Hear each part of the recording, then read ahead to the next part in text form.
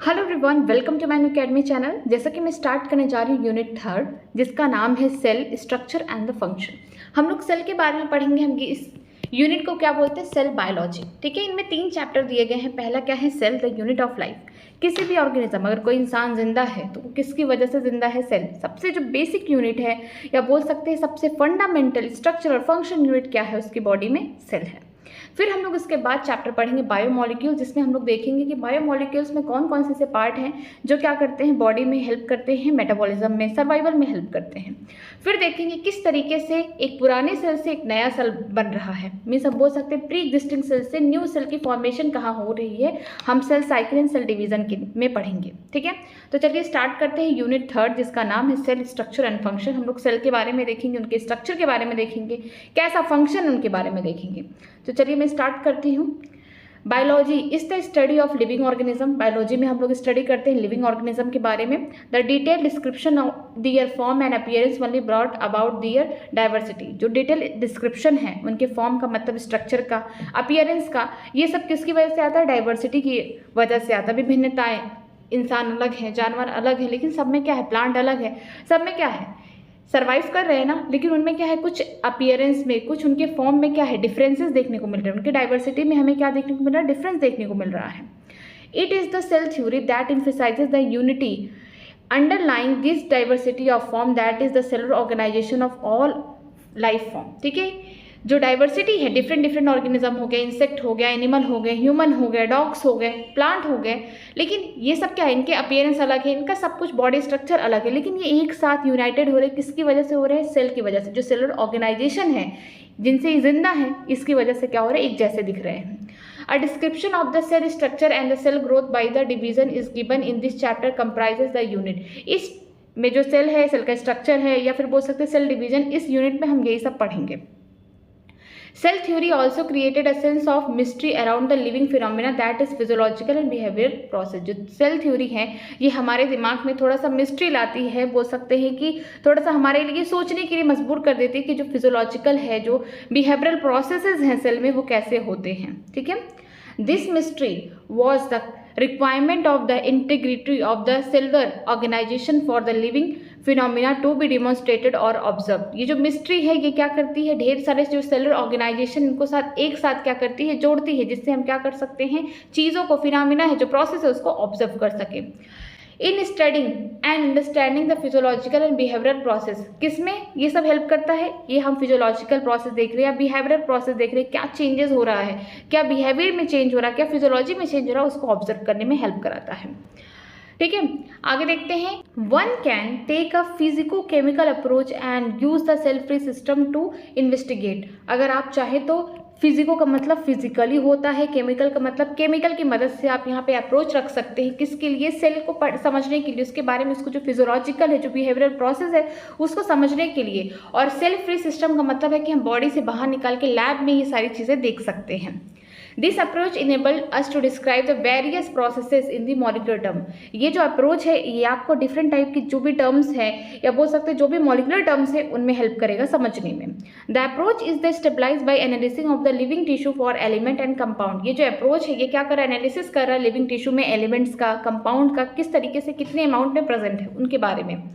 It will tell us what type of organic compound are present in the living organism। ये हमको ये भी बताएगा कि कितने परसेंट में, कितने अमाउंट में, कितनी क्वांटिटी, कितनी क्वालिटी में क्या प्रेजेंट है, ऑर्गेनिक कंपाउंड प्रेजेंट है किसी भी लिविंग ऑर्गेनिज्म के बॉडी में। In the next stage, one can ask the question, what are these compound doing inside the cell? आपके मन में एक सवाल आएगा कि जो ये ऑर्गेनिक कंपाउंड है किसी भी लिविंग बॉडी में, इसका क्या काम है, and in what way they carry out the gross physiological processes like digestion, excretion, memory, defense, recognition, etc। फिर आपके दिमाग में और भी सवाल आएंगे कि जो फिजियोलॉजिकल प्रोसेस है, जैसे कि हम बात करते हैं डाइजेशन हो गया, एक्सक्रीशन हो गया, मेमोरी, डिफेंस, रिकग्नाइजेशन, इनमें क्या काम करता है। In other words we answer the question what is the molecular basis of all the physiological processes. कि हम दूसरे तरफ ये भी सोचते हैं कि सारे क्वेश्चन का क्या आंसर होगा, कि जो मॉलिक्यूलर बेसिस है सारे फिजियोलॉजिकल प्रोसेसेस का, चाहे डाइजेशन हो रहा है, एक्सक्रीशन हो रहा है, रिप्रोडक्शन हो रहा है, ठीक है, ये सारे प्रोसेसेस में कैसे फिजियोलॉजिकली यहाँ पे किस तरीके से काम कर रहा है। It can also explain the abnormal processes that occur during any disease condition. ये बात भी बताता है कि जब कंडीशन एबनॉर्मल हो जाती है, मीन्स किसी इंसान को बीमारी हो गई, उस कंडीशन में कैसे सेल या सेल के जो भी पार्ट्स हैं, जो भी उनके फंक्शंस हैं, वो कैसे काम करते हैं। ठीक है, this physico chemical approach to study and understand the living organism is called reductionist biologist. मेरा ये पूरा पैराग्राफ पढ़ाने का यही मतलब था कि इस बार नीट में यही क्वेश्चन आया था, 2025 में नीट में पूछा गया था, what is reductionist biology. Okay, तो इसका यही रीज़न था कि मैं ये पैराग्राफ क्यों पढ़ाई। देखिए, बोला गया है रिडक्शनिस्ट बायोलॉजिस्ट के बारे में कि जो फिजिको केमिकल अप्रोच होते हैं स्टडी करने के लिए, अंडरस्टैंड करने के लिए, किसको, लिविंग ऑर्गेनिज्म को, इसको हम क्या बोलते हैं, रिडक्शनिस्ट बायोलॉजी बोलते हैं। ठीक है, फिजिको का मतलब होता है फिजिकली, केमिकली हम अप्रोच लगा रहे हैं, स्टडी कर रहे हैं किसी भी लिविंग ऑर्गेनिज्म के बारे में, कैसा ऑर्गेनिक कंपाउंड है, क्या बिहेवियर है, क्या फिजियोलॉजिकल है, सारी चीज़ें पढ़ने के लिए। The concept and the technique of the physics and chemistry are applied to understand the biology. ठीक है, यहाँ पे क्या होता है, जो कॉन्सेप्ट है, ये टेक्निक है फिजिक्स का, केमिस्ट्री का, कहाँ अप्लाई किया जा रहा है, बायोलॉजी में, ये सारी चीज़ों को समझने के लिए। In chapter 9 of this unit a brief description of biomolecule is provided. आप चैप्टर 9 में पढ़ेंगे कि बायोमोलिक्यूल्स का एक अलग सा चैप्टर दिया गया है कि वहाँ पे पूरी तरीके से डिस्क्रिप्शन दिया गया होगा कि क्यों ऑर्गेनिक कंपाउंड कैसे कैसे काम कर रहे, क्यों प्रेजेंट है बॉडी में। ठीक है, क्यों सेल के अंदर पाए जाते हैं। तो चलिए स्टार्ट करते हैं। एक साइंटिस्ट है जिनका नाम है GN रामचंद्रन। इनका जन्म कब हुआ था, 1922 में। डेथ कब हुई, 2001 में। 78 ईयर तक ये जिंदा रहे। चलिए इनके बारे में पढ़ लेते हैं।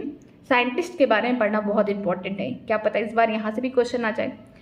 GN Ramachandran an understanding figure in the field of the protein structure was founder of the Madras School of the Conformational Analysis of the Biopolymer। GN Ramachandran एक साइंटिस्ट हैं। इन्होंने अपना पूरा किस पे काम किया है, प्रोटीन के स्ट्रक्चर पे काम किया। इनका जो पूरा फील्ड था, बोल सकते हैं किस क्षेत्र के साइंटिस्ट थे, ये प्रोटीन के स्ट्रक्चर के बारे में बता रहे थे। और कहाँ के फाउंडर थे, मद्रास स्कूल के थे, जो क्या कर रहे थे, कन्फर्मेशनल एनालिसिस कर रहे थे बायोपॉलीमर के बारे में।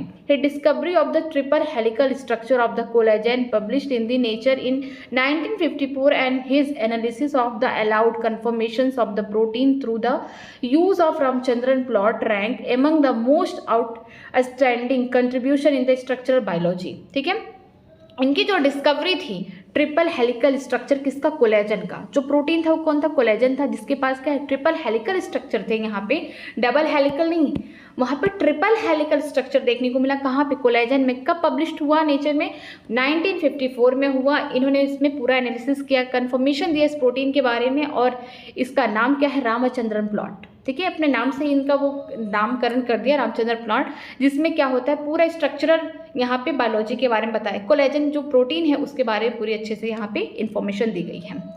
He was born on October 8, 1922 in a small town not far from the Cochin on the southwestern coast of India. ठीक है, यहाँ पे लिखा गया कि इनका जन्म 8 अक्टूबर को हुआ 1922 में। ये ज़्यादा दूर नहीं था कोचिन से, और ये कहाँ के रहने वाले थे, ये साउथ इंडियन के रहने वाले थे। His father was professor of the mathematics at a local college and thus had considerable influence in the shaping the Ramchandran interest in the mathematics। इनके पिताजी कैसे थे, प्रोफेसर थे, बोल सकते टीचर थे, और किस चीज़ के थे, मैथमेटिक्स के थे। वो भी लोकल कॉलेज में, बहुत अच्छी जगह नहीं पढ़ाते थे, लोकल कॉलेज में थे जहाँ ये थे। ठीक है, जहाँ इनका घर था। इसके बाद इन्होंने क्या किया, टीचर होने की वजह से इन्होंने अपने बेटे का थोड़ा सा इंटरेस्ट बढ़ाया, किसमें, मैथमेटिक्स में। इनका इंटरेस्ट बढ़ा।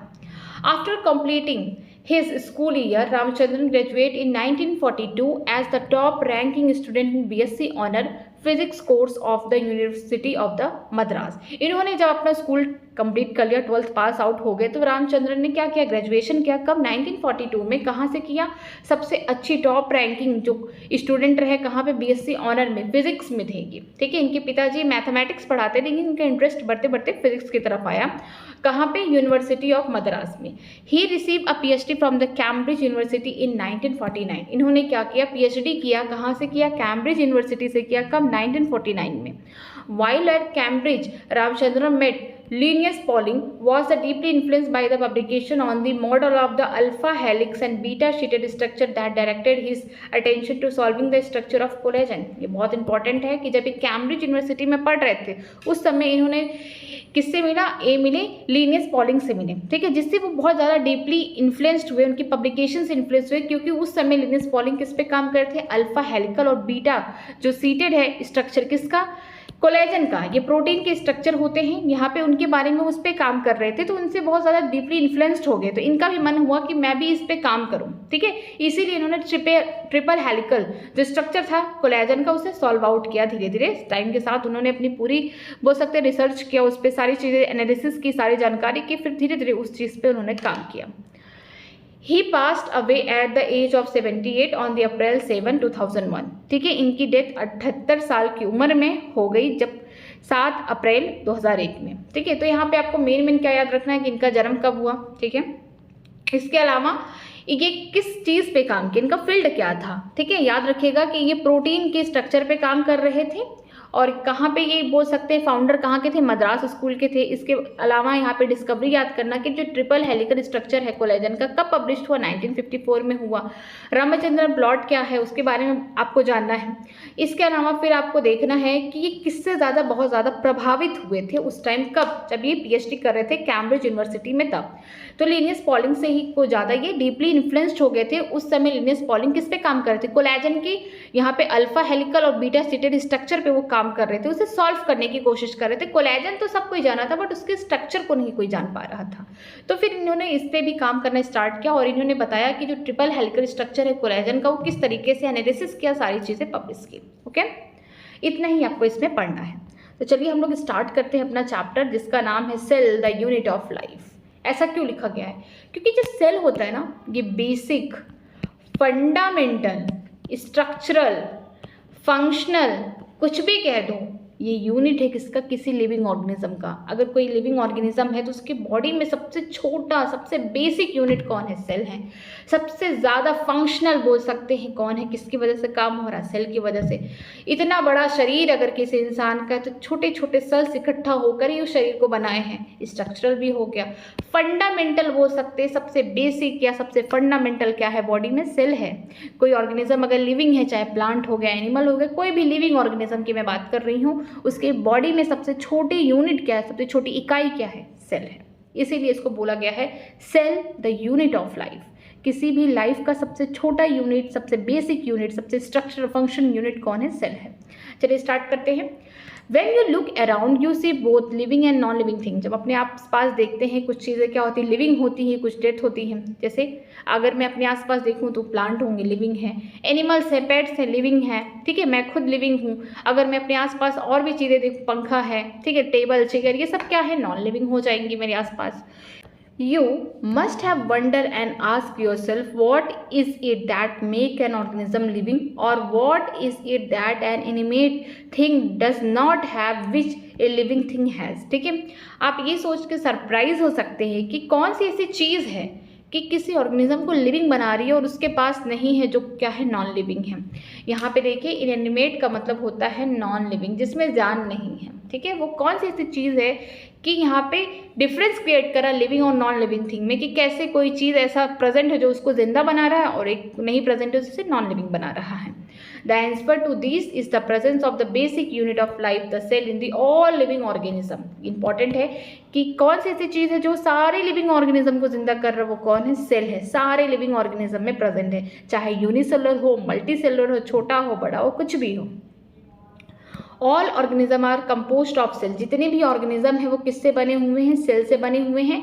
सम are composed of single cell and are called unicellular organism, while the other like us composed of many cells are called multicellular organism. जितने भी ऑर्गेनिज्म अर्थ पे हैं, जिंदा हैं जो, वो कैसे हैं? सेल से बने हुए हैं।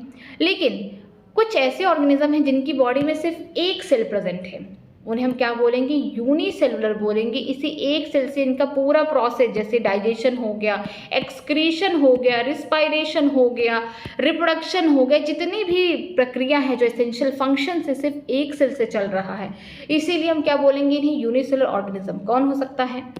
मोनेरा के जितने मेंबर हैं, ठीक है, प्रोटिस्टा के जितने मेंबर हैं, वो सब क्या है? यूनिसेलुलर है। बॉडी में बस एक सेल है, एक सेल से ही पूरी उनकी लाइफ का जितना भी प्रक्रिया है, जितनी भी प्रोसेसेस है, सारी चीज़ें चल रही हैं।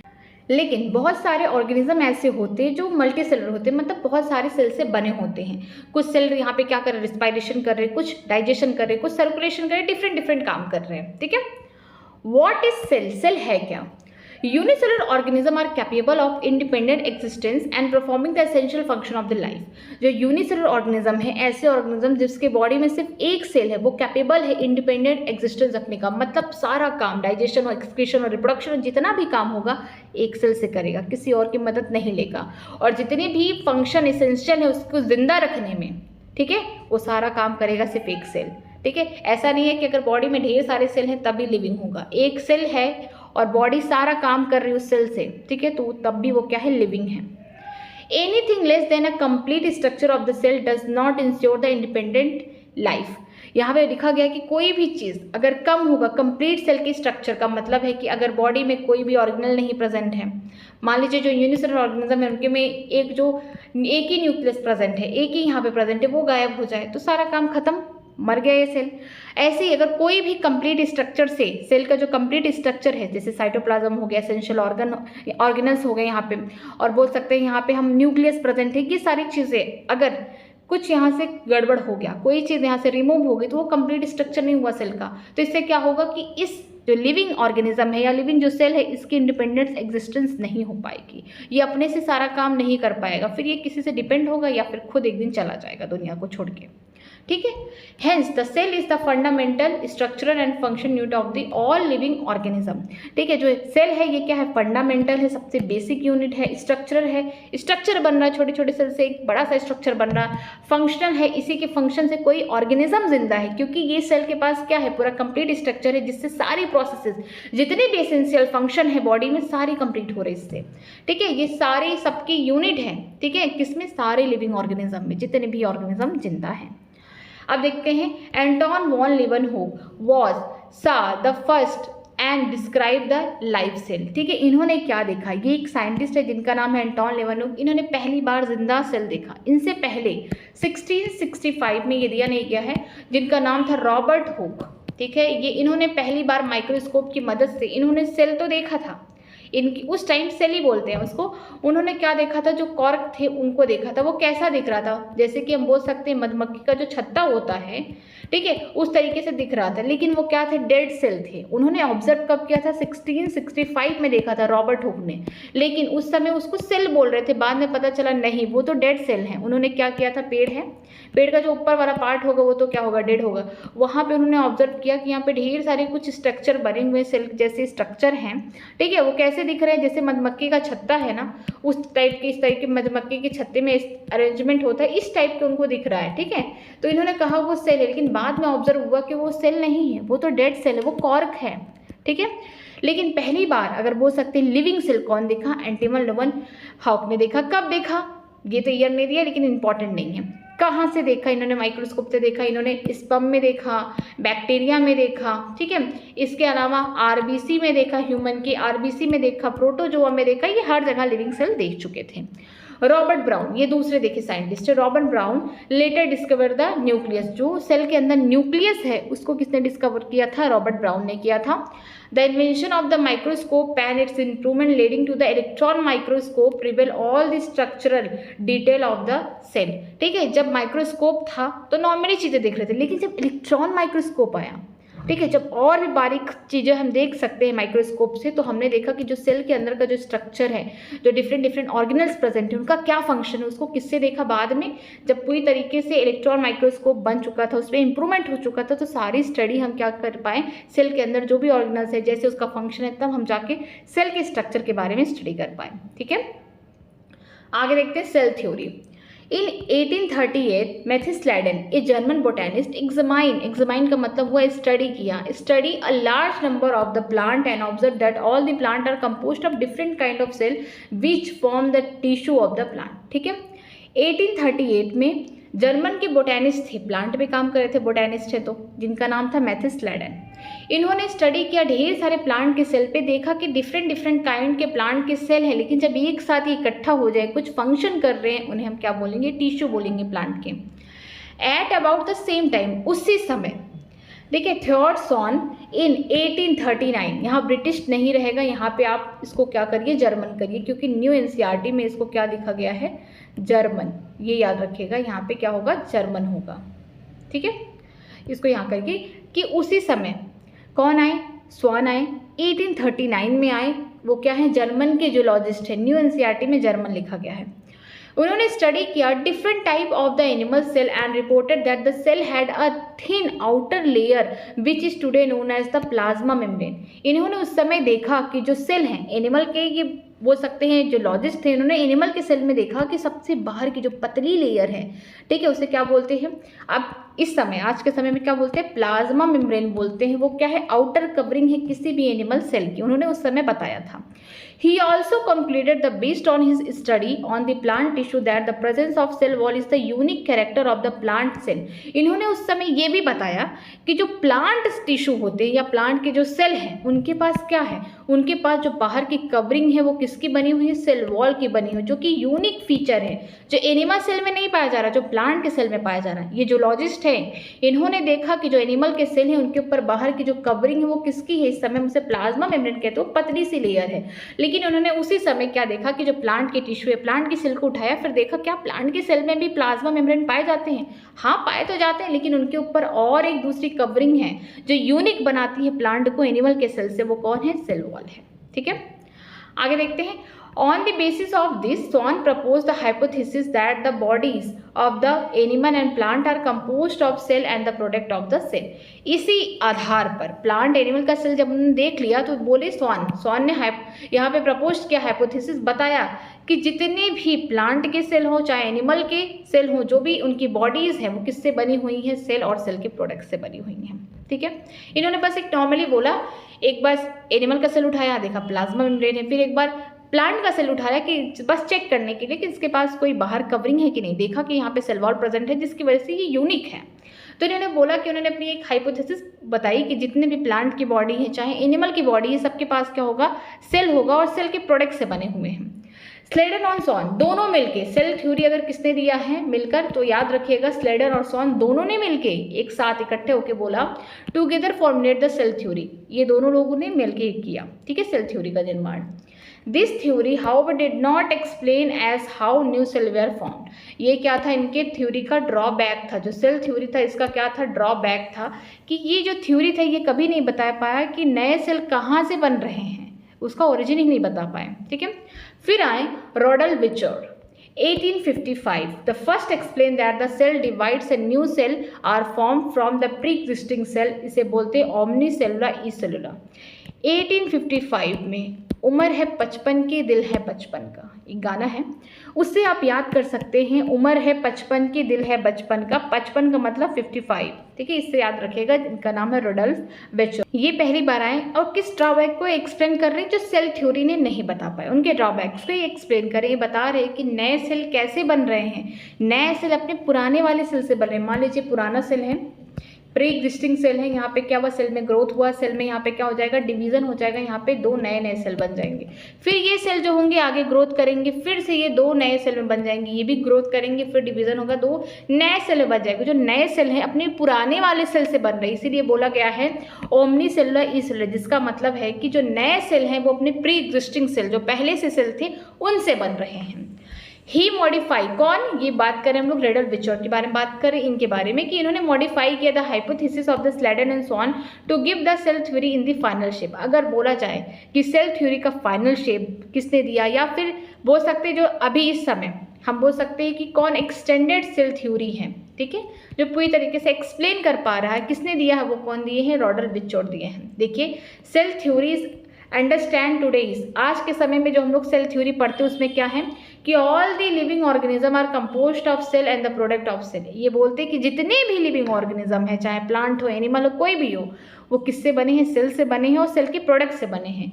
All cell arises from pre existing cell, जितने भी सेल जो नए बॉडी में बन रहे हैं वो कहाँ से बन रहे हैं, जो पुराने सेल हैं उनमें ग्रोथ हो रहा है, डिवीजन हो रहा है, फिर नए सेल बन रहे हैं, और ये नए सेल फिर आगे चल के ग्रोथ करेंगे, डिवीजन करेंगे और फिर नए सेल बनाएंगे। तो यहाँ पे बोला गया है सीधे कि जितने भी ऑर्गेनिज्म हैं सेल सेल के प्रोडक्ट से बने हैं, और जितने भी सेल नए बन रहे हैं वो अपने पुराने वाले सेल से बन रहे हैं। ठीक है, आगे देखते हैं। An overview of the cell, अगर हम किसी सेल को ओवरव्यू करते हैं, देखते हैं, तो आपको क्या देखने को मिलता है? You have earlier observe cell in the onion peel and the human cheek cell under the microscope. अगर आप बात करते हैं प्लांट के सेल में, तो आप प्याज सबने खाया है, तो उसका एक छिलका उठाइए, उसमें देखिए, या फिर ह्यूमन का जो चिक है उसका देखिए, ये एनिमल सेल हो गया, ये प्लांट सेल हो गया, अंडर माइक्रोस्कोप आप देखना है इसको। Let us recollect there structure. अब आप देखेंगे कि प्लांट के सेल में और एनिमल के सेल में कौन कौन सी चीज़ें मिलेंगी, ठीक है। द ओनियल सेल, यहाँ पे बात करते हैं प्लांट सेल के बारे में, which is typical plant cell, ठीक है। जो ओनियन का सेल लिया गया वो क्या है? प्लांट सेल को रिप्रेजेंट कर रहा है। Has distinct cell wall, distinct का मतलब है कि सबसे अलग बना रहा है। इनके पास क्या है? सेल वॉल है as its outer boundary and just within it the cell membrane, ठीक है। ये बोल रहा है कि सबसे बाहर का जो यहाँ पे लेयर है, सबसे बाहर का जो यहाँ पे कवरिंग है, वो किससे बने हुए हैं? सेल वॉल का बना, उसके नीचे प्लाज्मा मेम्ब्रेन या फिर सेल मेम्ब्रेन प्रेजेंट है। किसमें? प्लांट के सेल में। आगे देखते हैं, the cell of the human cheek have an outer membrane as delimiting structure of the cell. अगर हम बात करते हैं ह्यूमन के चिक में, मतलब हम बात करेंगे एनिमल के सेल में, तो सबसे बाहर की जो लेयर है वो कैसी डिलिमिटिंग स्ट्रक्चर बना रही है? वो कौन है? वो प्लाज्मा मेम्ब्रेन है, या फिर बोल सकते हैं सेल मेम्ब्रेन है, ठीक है। Inside each cell, inside each cell का मतलब चाहे प्लांट सेल हो या फिर एनिमल सेल हो, ठीक है, is a dense membrane bound structure called nucleus. चाहे प्लांट के सेल हो चाहे एनिमल के सेल हो, उनके अंदर यहाँ पे डेंस घने हैं पूरी तरीके से, उनके ऊपर क्या है? मेम्ब्रेन है, मेम्ब्रेन बाउंड है। यहाँ पे डबल मेम्ब्रेन पाई जाएगी उस स्ट्रक्चर पे, और वो स्ट्रक्चर कौन है? न्यूक्लियस है, चाहे प्लांट का हो चाहे एनिमल के सेल में हो, दोनों में। This nucleus contain the chromosome which in turn contain the genetic material DNA. इस न्यूक्लियस के अंदर क्या होगा? ये देखिए, न्यूक्लियस में यहाँ पे क्या होंगे? छोटे छोटे पोर होते हैं, यहाँ पे फ्यूज्ड हो जाते हैं, इनके जो बोल सकते हैं डबल मेम्ब्रेन है, यहाँ पे फ्यूज्ड हो जाते हैं। इनमें क्या प्रेजेंट है? क्रोमोसोम प्रेजेंट है। इन क्रोमोसोम में क्या होगा? ये देखिए, क्रोमोसोम है, क्रोमोसोम के अंदर कौन प्रेजेंट होगा? डीएनए, और डीएनए के ऊपर ही क्या प्रेजेंट है? जीन, जो क्या है? जेनेटिक मटेरियल है, कैरी करेगा, ठीक है।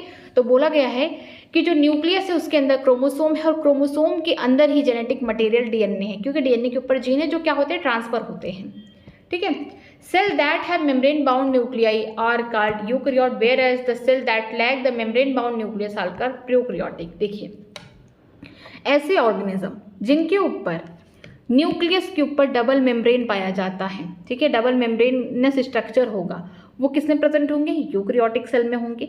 ऐसे सेल जिनमें ऐसा कुछ स्ट्रक्चर नहीं पाया जाता, बोल सकते हैं यहाँ पे वेल डेवलप्ड, यहाँ पे न्यूक्लियस नहीं प्रेजेंट होगा, ना न्यूक्लियर मेम्ब्रेन होगा, ना न्यूक्लियोलस प्रेजेंट होगा, ये भी एब्सेंट होगा। किसमें? प्रोकैरियोटिक में।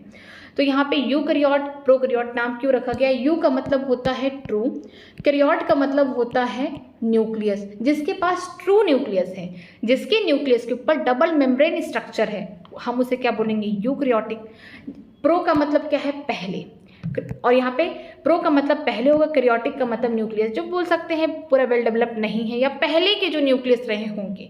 ऐसे न्यूक्लियस जिनके पास कोई डबल मेम्ब्रेन स्ट्रक्चर नहीं है, ना यहाँ पे न्यूक्लियोलस प्रेजेंट है, यहाँ पे जो भी इनका डीएनए नेक्ड है, इन्हें हम क्या बोलेंगे? प्रोकैरियोटिक बोलेंगे, ठीक है।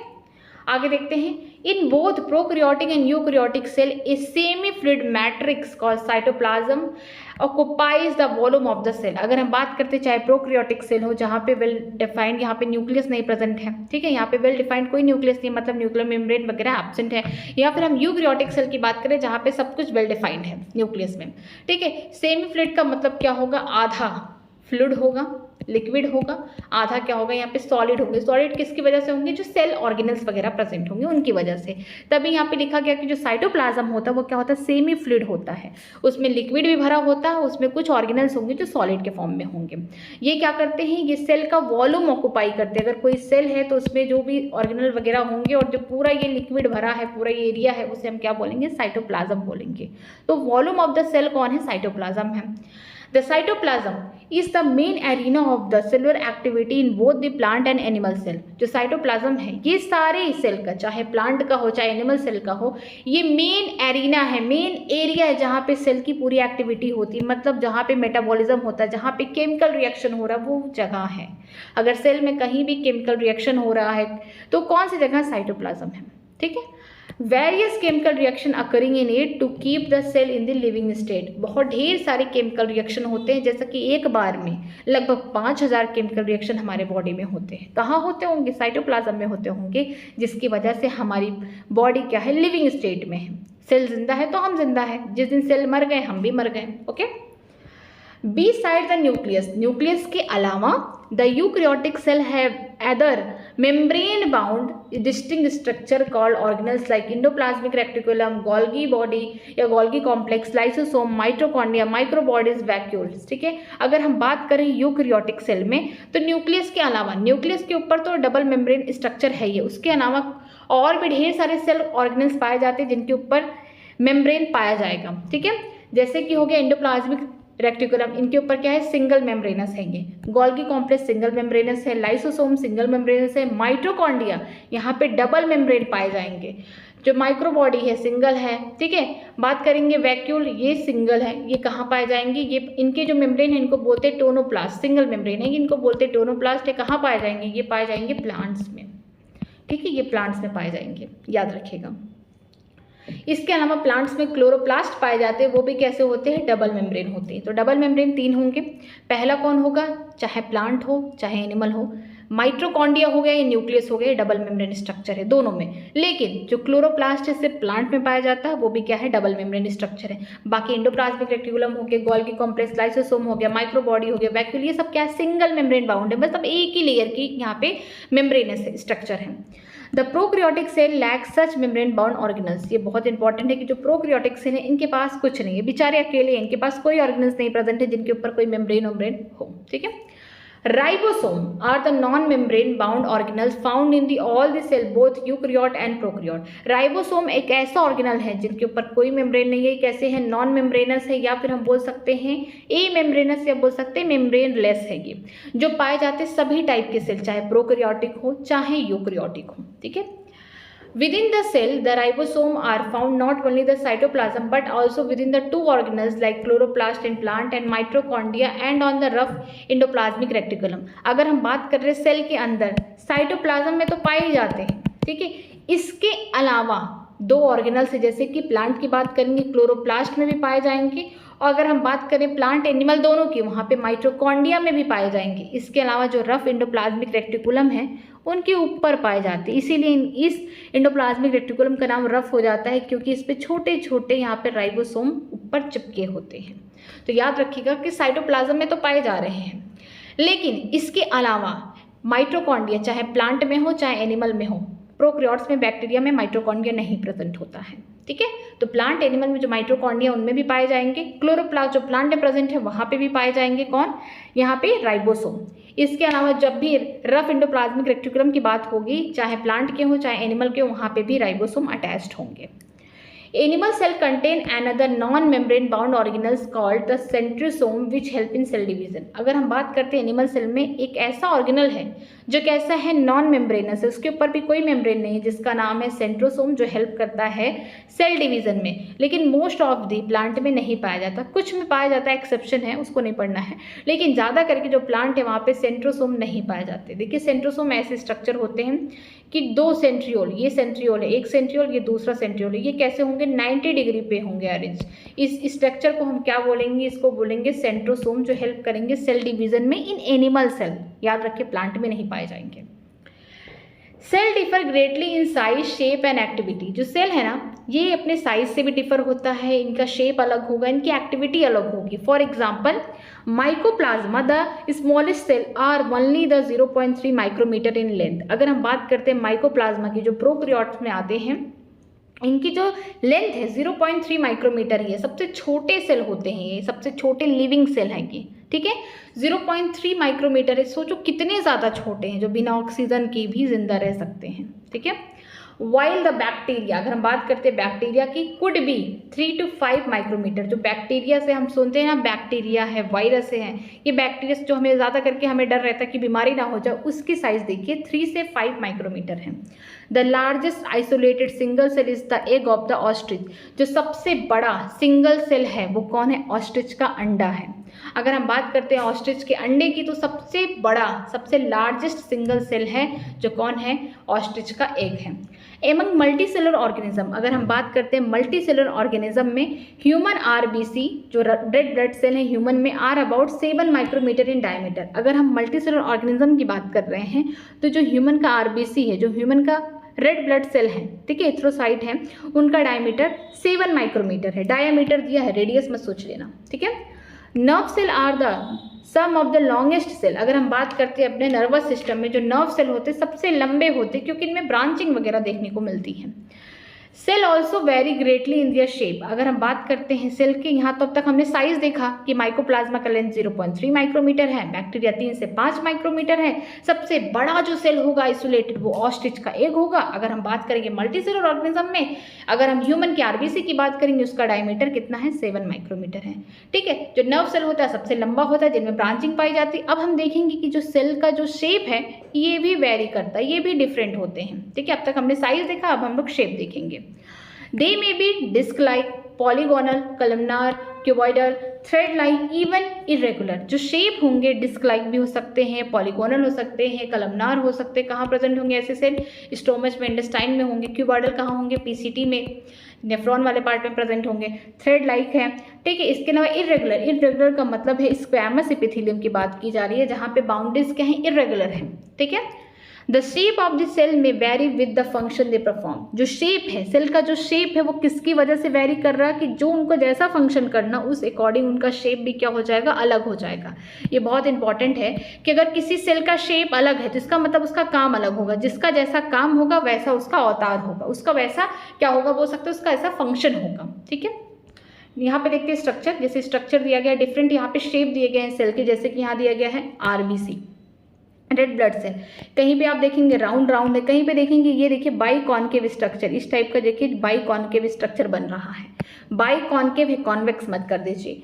बात करते हैं डब्ल्यूबीसी, ठीक है। यहाँ पे वाइट ब्लड सेल की बात करते हैं कि अमीबॉइड स्ट्रक्चर है, जैसे अमीबा का कोई शेप नहीं होता है ऐसे इनका भी, क्योंकि इनको डिफेंस में हेल्प करना, जहाँ देखें एंटीजन वहाँ तुरंत जाएंगे, खा जाएंगे। सेल के अंदर है तो ठीक है, पतली गली में तो अपना शेप बदल के अमीबॉइड स्ट्रक्चर है, कैसे भी मान लीजिए यहाँ पे टिश्यू है, यहाँ टिश्यू है और यहाँ पे कोई एंटीजन बैठा है जो हमारे बॉडी का नहीं, जो बीमारी कॉज करेगा। देख लिए आरबीसी जा रहे हैं इधर से जा रहे हैं, देख लिए तो एक आरबीसी का रुको मैं यहाँ से इस तरीके से निकल के जाके इसे खा लेता हूँ, इसको मार देता हूँ, ठीक है। फिर बात करते हैं कलमनार एपिथेलियम के, यहाँ पे सेल कैसे होते हैं, लंबे लंबे सेल होते हैं और जो यहाँ पे न्यूक्लियस होता है बेस में होता है इलॉन्गेटेड होते हैं। स्टोमच में पाए जाते हैं, हमारे इंटेस्टाइन में पाए जाते हैं। फिर बात करेंगे नर्व सेल में, जहाँ पे ब्रांचिंग और ये लॉन्ग होते हैं। नर्व सेल देखिए पूरी तरीके से ब्रांचिंग यहाँ शो कर रहा है और सबसे लॉन्गेस्ट हमारे बॉडी में सबसे लंबा अगर कोई सेल है तो कौन है, वो न्यूरॉन है, या फिर बोल सकते हैं उसका बेसिक यूनिट न्यूरॉन है, वो कौन होंगे, नर्व सेल होंगे। फिर बात करते हैं ट्रैकिड। ट्रैकिड कहाँ पाए जाते हैं, प्लांट के जाइलम में पाए जाते हैं, ठीक है। जो ट्रैकिड होते हैं वो कैसे होते हैं, इलॉन्गेटेड होते हैं, लंबे होते हैं। मेसोफिल की बात करते हैं, जो प्लांट में पाए जाते हैं, जहाँ पे क्या होता है, क्लोरोफिल वगैरह प्रेजेंट होते हैं जो हेल्प करते हैं फोटोसिंथेसिस में। ये कैसे होते हैं, राउंड होते हैं या फिर बोल सकते हैं ओवल भी हो सकते हैं। इनका शेप इस तरीके का है। नेक्स्ट चलते हैं प्रोकैरियोटिक सेल पढ़ते हैं। प्रोकैरियोटिक सेल में देखिए, प्रो का मतलब पहले, जो पूरी तरीके से डेवलप नहीं है। क्रियोट्स का मतलब न्यूक्लियस, ऐसे न्यूक्लियस जो पूरी तरीके से वेल डेवलप नहीं है। न्यूक्लियस पूरी तरीके से वेल डेवलप तब होगा जब उसके पास डबल मेम्ब्रेन होगा न्यूक्लियस के ऊपर। इसके अलावा न्यूक्लियोलस प्रेजेंट होगा, सारा स्ट्रक्चर उसका कंप्लीट होगा न्यूक्लियस का। लेकिन प्रोकैरियोटिक सेल में क्या होता है कि जो न्यूक्लियस होता है उसके ऊपर कोई भी डबल मेम्ब्रेन स्ट्रक्चर नहीं पाया जाता, न्यूक्लियोलस एब्सेंट होता है। तो इसमें जो न्यूक्लियस प्रेजेंट होगा प्रोकैरियोटिक सेल में वो कैसे होंगे, नॉट वेल डिफाइंड, ठीक है। बोल सकते हैं उनका जो डीएनए है, जो जेनेटिक मटेरियल पूरी तरीके से नेक्ड घूम रहा है साइटोप्लाज्म में, okay. The prokaryotic cell are represented by bacteria, blue green algae, mycoplasma and PPLO pleuropneumonia like organism, ठीक है। जो प्रोकैरियोटिक सेल है यहाँ पे बैक्टीरिया हो गया। ब्लू ग्रीन एल्गी का मतलब है साइनोबैक्टीरिया का नाम लिया जा रहा है, यहाँ पे कोई एल्गी का नाम नहीं, यहाँ पे साइनोबैक्टीरिया का नाम लिया जा रहा है। इसके अलावा माइकोप्लाज्मा, जो माइकोप्लाज्मा है पहले इसको क्या बोलते थे, पीपीएलओ बोलते थे, प्रियोनिमोनिया लाइक ऑर्गेनिज्म। क्यों, क्योंकि जो एनिमल होते थे, जो कैटल होते थे, उनके लंग्स में जो फ्लूइड था, प्लूरल फ्लूइड था, वहाँ पे पाए जाते थे, जो क्या करते थे, निमोनिया कॉज करते थे। जब बहुत पहले, सबसे पहले माइकोप्लाज्मा कहाँ से निकाला गया, जो कैटल्स थे, गाय भैंस थे, उनके जो लंग्स थे, ठीक है। उनके लंग्स में क्या थे, फ्लूइड थे, प्लूरल फ्लूइड थे, वहाँ पे जो फ्लूइड थे उनमें से निकाला गया जो क्या करते, निमोनिया कॉज करते थे, इसीलिए इनको निमोनिया लाइक ऑर्गेनिज्म पहले कहा जाता था। लेकिन बाद में पता चला कि प्लाज्मा के ही अंदर छोटे, उनसे भी छोटे ऑर्गेनिज्म होते हैं जिनका नाम है PPLO, जो इसको बोलते हैं प्लूरो निमोनिया लाइक ऑर्गेनिज्म। ये चारों के चारों, ठीक है, ये क्या है, प्रोकैरियोटिक सेल है, इनके पास कोई भी वेल डिफाइंड न्यूक्लियस नहीं प्रेजेंट है। They are generally smaller and multiply more rapidly than eukaryotic cell। जो प्रोकैरियोटिक सेल होते हैं बहुत छोटे होते हैं as compare to eukaryotic cell, और ये बहुत जल्दी जल्दी क्या करते हैं, मल्टीप्लाई करते हैं, अपने आप को बहुत जल्दी जल्दी क्या करते हैं, डिवाइड करते हैं, ठीक है, अपनी जनसंख्या बहुत जल्दी बढ़ा लेते हैं।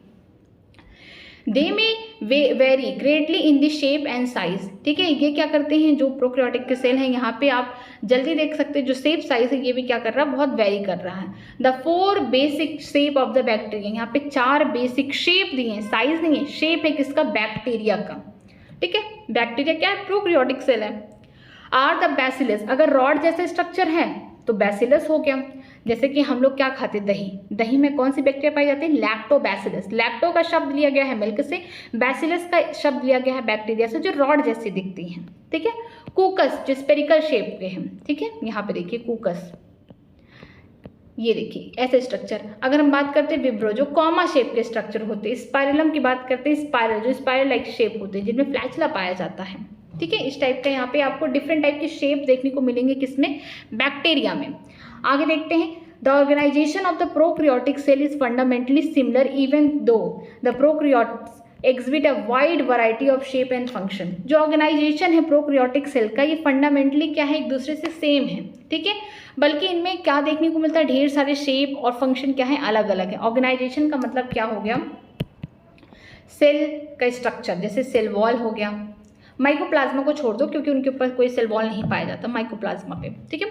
सेल वॉल हो गया, बॉडी में जो भी राइबोसोम प्रेजेंट होंगे, यहाँ पे 70 पाए जाते हैं इनके सेल में, तो यही प्रेजेंट होंगे, चाहे माइकोप्लाज्मा हो गया, चाहे कोई भी यहाँ पे स्ट्रक्चर होगा, सब में ही सेम पाए जाएंगे। इसके अलावा किसी के पास सेल ऑर्गेनल्स नहीं प्रेजेंट होगा, न्यूक्लियोलस एब्सेंट होंगे, यहाँ पे नेक्ड DNA देखने को मिलेगा। तो ये सारी चीज़ें जो ऑर्गेनाइजेशन है प्रोकैरियोटिक सेल में फंडामेंटली क्या है, सिमिलर है। इसके बावजूद भी जो प्रोकैरियोट है ये क्या कर रहे हैं, डिफरेंट टाइप के शेप और फंक्शन कर रहे हैं। ऑल, ये देखिए ऑल किसके बारे में बात की जा रही है, all prokaryotes have cell wall surrounding the plasma membrane या सेल मेम्ब्रेन एक्सेप्ट माइकोप्लाज्मा। जितने भी प्रोकैरियोटिक सेल हैं, चाहे बैक्टीरिया हो, ब्लू ग्रीन एल्गी साइनोबैक्टीरिया हो, ये चाहे जितने भी प्रोकैरियोटिक सेल होंगे, सबके पास सेल वॉल प्रेजेंट होगा। किसके ऊपर, जो प्लाज्मा मेम्ब्रेन है, जो सेल मेम्ब्रेन है, उनको ढकने के लिए सबसे ऊपर जो लेयर होगा वो किसका होगा, सेल वॉल का होगा। लेकिन किसके पास नहीं प्रेजेंट होगा, माइकोप्लाज्मा के पास नहीं होगा, ठीक है। याद रखिएगा कि जो माइकोप्लाज्मा है इनके पास कोई भी सेल वॉल प्रेजेंट नहीं होता है। द फ्लूइड, यहाँ पे लिखना था सेमी फ्लूइड, रुकिए मैं इसको यहाँ पे लिखती हूँ, न्यू NCERT में ये लिखा गया है the semi fluid, wait,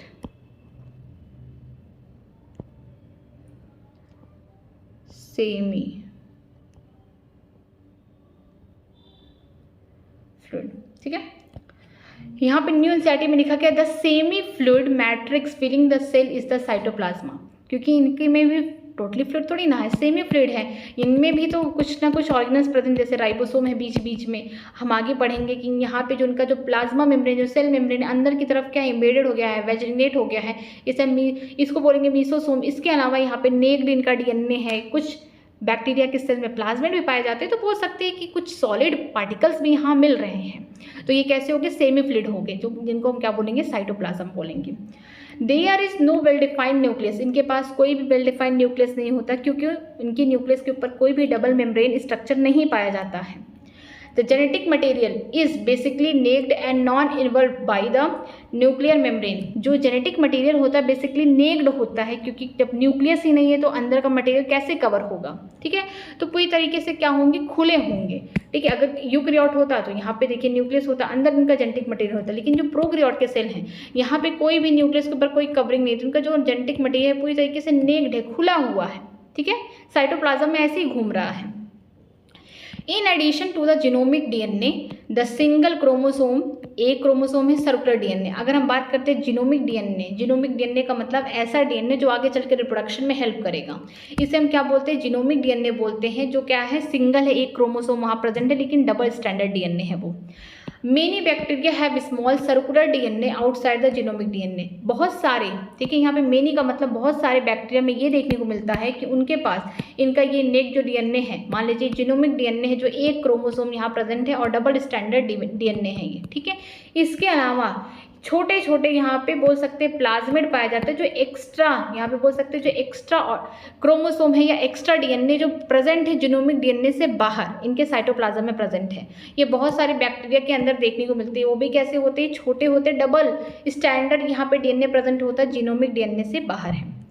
these smaller DNA, किन की बात की जा रही है? प्लाज्मिड की बात की जा रही है। अब देखिए कौन से, जो जीनोमिक डीएनए के अलावा बैक्टीरिया की साइटोप्लाज्म में जो दूसरे डीएनए पाए जा रहे हैं जो छोटे हैं, ठीक है, जीनोमिक डीएनए से छोटे हैं और यहाँ पे डबल स्टैंडर्ड डीएनए है, इन्हें क्या कहेंगे? These smaller DNA are called plasmid. इन्हीं को प्लाज्मिड कहेंगे। The plasmid DNA confirm the certain unique phenotypic character to such bacteria. जो प्लाज्मिड डीएनए होते हैं ये क्या करते हैं? फिनोटिपिकली ऐसे बैक्टीरिया को क्या करते हैं? कुछ यूनिक कैरेक्टर प्रोवाइड करते हैं। जैसे one such character is the resistant to antibiotic. जैसे कुछ बैक्टीरिया है, मान लीजिए यहाँ पे ढेर सारे बैक्टीरिया जिससे बीमारी हो रही है, हम यहाँ पे एंटीबायोटिक डाल रहे हैं, बैक्टीरिया के अगेंस्ट जो दवा दी जाती है उसे बोलते हैं एंटीबायोटिक बोलते हैं। लेकिन ये मान लीजिए इनका जीनोमिक डीएनए, लेकिन इनके पास क्या है? प्लाज्मिड है। प्लाज्मिड के पास कुछ ऐसे जीन है जो क्या है? एंटीबायोटिक रेजिस्टेंट है। ये देखिए एंटीबायोटिक रेजिस्टेंट जीन प्रेजेंट है, ऑलरेडी पहले से प्रेजेंट है। इनसे क्या हो रहा है? बैक्टीरिया को रेजिस्टेंट मिल जा रहा है, एंटीबायोटिक काम ही नहीं कर रही है। तो ये जो प्लाज्मिड है इनको बोल सकते हैं फिनोटिपिक कैरेक्टर दे रहे हैं, प्रोवाइड कर रहे हैं ऐसे बैक्टीरिया को जो क्या कर रहे हैं कि अपने आप को रेजिस्टेंट प्रोवाइड कर रहे हैं, किसके अगेंस्ट? एंटीबायोटिक्स के against. Okay, in higher classes you will learn that this plasmid DNA is used to monitor bacterial transformation with the foreign DNA। आप आगे के क्लासेस में पढ़ेंगे, मतलब आप बायोटेक्नोलॉजी चैप्टर में पढ़ेंगे क्लास 12th में, वहाँ पे देखेंगे कि ये जो प्लाज्मिड डीएनए है ये बहुत ज़्यादा हेल्प करता है बैक्टीरिया का ट्रांसफॉर्मेशन कराने में। किससे? फॉरेन डीएनए से, ठीक है। अगर हम कोई भी जीन इसी प्लाज्मिड में जोड़ दे तो ये क्या करेगा? रिकॉम्बिनेंट डीएनए बन जाएगा जो हेल्प करेगा और भी कैरेक्टर लाने में। अगर बैक्टीरिया की बॉडी में हमने क्या किया कि ऐसा प्लाज्मिड है जिसके पास क्या है? रेजिस्टेंट है, किसके अगेंस्ट? एंटीबायोटिक। मैं चाहती हूँ और रेजिस्टेंट आ जाए, ठीक है, और भी जितने भी एंटीबायोटिक है दुनिया में और भी रेजिस्टेंट आ जाए, तो मैं क्या करती हूँ? वो जीन को इसके साथ जोड़ देती हूँ। ये सब बायोटेक्नोलॉजी में पढ़ेंगे, ठीक है। इसको बना देती हूँ रिकॉम्बिनेंट डीएनए, फिर इसको बैक्टीरिया के बॉडी में इंसर्ट करा देती हूँ। तो ये बैक्टीरिया मान लीजिए 2 एंटीबायोटिक से पहले रेजिस्टेंट कर रहा था, अब 10 से कर रहा है। तो ये सारी चीज़ें हम लोग बायोटेक्नोलॉजी में पढ़ेंगे। आगे देखते हैं, nuclear membrane is found in eukaryote. जो न्यूक्लियर मेम्ब्रेन है, न्यूक्लियस के ऊपर जो डबल मेम्ब्रेन स्ट्रक्चर है वो कहाँ पाया जाता है? यूकैरियोट्स में पाया जाता है। No organelles like ones in the eukaryote are found in the prokaryote except the ribosome. ये इंपॉर्टेंट है कि कोई भी ऐसा ऑर्गेनल्स राइबोसोम को छोड़ के, कोई भी ऐसा ऑर्गेनल्स जो यूकैरियोट्स में पाया जाता है राइबोसोम को छोड़ के जो प्रोकैरियोट्स में पाया जाए, मतलब कि प्रोकैरियोट्स के पास केवल सिंगल क्या है? राइबोसोम एज ए ऑर्गेनल्स है जो कैसे हैं? मेम्ब्रेनलेस है, ठीक है। इनके ऊपर कोई भी मेम्ब्रेन नहीं है, नॉन मेम्ब्रेनस स्ट्रक्चर है ये। Prokaryotes have something unique in form of inclusion. इसके अलावा प्रोकैरियोट्स के पास कुछ एक अच्छी सी चीज़ है जिनका नाम है इंक्लूजन, जो क्या है? खुद ये भी कैसे हैं? मेम्ब्रेनलेस। इनके ऊपर भी कोई मेम्ब्रेन नहीं पाया जाता, ये भी मेम्ब्रेनलेस है। जो कहाँ प्रेजेंट होते हैं? साइटोप्लाज्म में प्रेजेंट होते हैं, जिनका मेन काम होता है क्या? खाने को स्टोर करना। ग्लाइकोजन हो गया, साइनोफाइसिन हो गया, ठीक है, ये सारी जो फॉस्फेट के ग्रेनुल, ये सारी चीज़ों को क्या करते हैं? स्टोर करते हैं। लेकिन ये कहाँ प्रेजेंट होते हैं? प्रोकैरियोट्स में प्रेजेंट होते हैं। याद रखिएगा, हम लोग आगे बढ़ेंगे। जो प्रोकैरियोट्स इनके पास कुछ यूनिक है इंक्लूजन बॉडी के नाम से, ठीक है। ये क्या करते हैं? स्टोरेज करते हैं, खाने को रिजर्व करके रखते हैं। और कैसे होते हैं? मेम्ब्रेनलेस होते हैं, इनके ऊपर भी कोई मेम्ब्रेन नहीं पाया जाता है। Specialised differentiated form of the cell membrane called mesosome is the characteristic of the prokaryote. अगर हम बात करते हैं कि स्पेशल टाइप का डिफरेंशिएटेड है, अगर यहाँ पे देखिए बैक्टीरिया का सेल है, सेल वॉल ये हो गया, अंदर इस टाइप का देखिए सेल मेम्ब्रेन है, बीच बीच में क्या होगा? इम्बेडेड हो जाएगा। कुछ यहाँ से इसे स्ट्रक्चर निकल जा रहे हैं, ये देखिए स्ट्रक्चर निकल जा रहा है, यहाँ पे स्ट्रक्चर निकल जा रहा है। इस स्ट्रक्चर को हम क्या बोलेंगे? जो प्लाज्मा मेम्ब्रेन या सेल मेम्ब्रेन अंदर की तरफ इन्वेजिनेटेड है, निकला हुआ इम्बेडेड है, उसे हम क्या बोलेंगे? मीसोसोम बोलेंगे, ठीक है। जो एक स्पेशल कैरेक्टरिस्टिक है प्रोकैरियोट्स में। ये कहाँ पाए जाएंगे? प्रोकैरियोट्स में। They are essentially infolding of cell membrane या प्लाज्मा मेम्ब्रेन। ये बने कैसे हैं कि जो सेल मेम्ब्रेन है, प्लाज्मा मेम्ब्रेन है, अंदर की तरफ क्या हो गया, इम्बेडेड हो गया, अंदर की तरफ क्या हो गया, धंस चुका है और एक नया स्ट्रक्चर बना रहा है जिसका नाम है मेसोसोम, जिसकी मदद से रिस्पायरेशन होगा, कुछ सिक्रीशन होगा, यहाँ पे डीएनए का बोल सकते हैं डिस्ट्रीब्यूशन होगा, डिवीजन होगा, ये सारे काम ये मेसोसोम करेंगे। ठीक है, जो माइटोकॉन्ड्रिया काम कर रहा था यूकैरियोट्स में, अब प्रोकैरियोट्स में कौन काम करेगा, मेसोसोम करेंगे, क्योंकि इनके पास तो राइबोसोम के अलावा कोई भी ऐसा ऑर्गेनेल नहीं है जो यूकैरियोट्स में पाया जाता है। ठीक है, आगे देखते हैं स्ट्रक्चर। यहाँ पे दिया गया एक टिपिकल यूकैरियोट, ये शब्द बहुत इंपॉर्टेंट है क्योंकि टिपिकल यूकैरियोटिक सेल की बात करते हैं, वो उनका जो लेंथ है या फिर बोल सकते हैं जो साइज है 10 से 20 माइक्रोमीटर है। ठीक, टिपिकल बैक्टीरिया 1 से 2 माइक्रोमीटर, अगर नॉर्मली बैक्टीरिया पूछा जाए तो 3-5 करती है, बैक्टीरिया का काम है 3-5 करना, बीमारी करना, तो 3 से लेके 5 माइक्रोमीटर, लेकिन टिपिकल बोल दिया जाए तो 1 से लेके 2 माइक्रोमीटर, थोड़ी सी छोटी हो गई। पीपीएलओ की बात करते हैं, ये अबाउट 0.1 माइक्रोमीटर। ठीक है, अगर मैं बात करूँ पीपीएलओ की तो 0.1 माइक्रोमीटर होंगे, लेकिन अगर माइकोप्लाज्मा की लेंथ की बात करूँ तो 0.3 माइक्रोमीटर था। ठीक है, वायरसेस की बात करूँ तो ये और भी छोटे हैं, देखिए 0.02 से लेकर 0.2 माइक्रोमीटर। वायरस तो और भी छोटे हैं, किनसे, पीपीएलओ से भी छोटे हैं। ठीक है, ये तो लिविंग सेल हो गई, ये तो कैसे हैं, डेड हैं। बॉडी के अंदर आए तो जिंदा है, बॉडी के बाहर है तो मर गए। इनके पास कोई भी बोल सकते हैं कंप्लीट सेल स्ट्रक्चर नहीं है, जिसकी वजह से ना इनको हम ट्रूली लिविंग कह सकते हैं ना ट्रूली डेड बोल सकते हैं, ये बीच वाले हो गए। ठीक है, तो याद रखिएगा जब टिपिकल यूकैरियोटिक सेल का साइज पूछेगा तो 10 से 20 माइक्रोमीटर, टिपिकल बैक्टीरिया पूछ दिया तो 1 से 2 माइक्रोमीटर, जनरली अगर पूछ दिया तो 3 से 5 माइक्रोमीटर, 3 से 5 करती है बैक्टीरिया। पीपीएलओ का जो साइज है 0.1 माइक्रोमीटर हो गया, माइकोप्लाज्मा का लेंथ बोलेगा तो 0.3 माइक्रोमीटर होगा। वायरसेस की बात करेंगे तो 0.02 से लेकर 0.2 माइक्रोमीटर होगा इनका लेंथ। ठीक है, तो ये सारी चीज़ें इंपॉर्टेंट है। आज की क्लास यहीं तक, आगे हम लोग कल स्टार्ट करेंगे cell involve and its modification. ठीक है, अगर आपको किसी भी लाइन में कहीं पे भी डाउट है तो मुझसे कमेंट सेक्शन में आप पूछ सकते हैं। वीडियो अच्छी लग रही है तो प्लीज़ वीडियो को लाइक करिए, हो सके अपने फ्रेंड को भी शेयर करिए। कोई भी डाउट रहेगा तो मैं उसका आंसर दूंगी।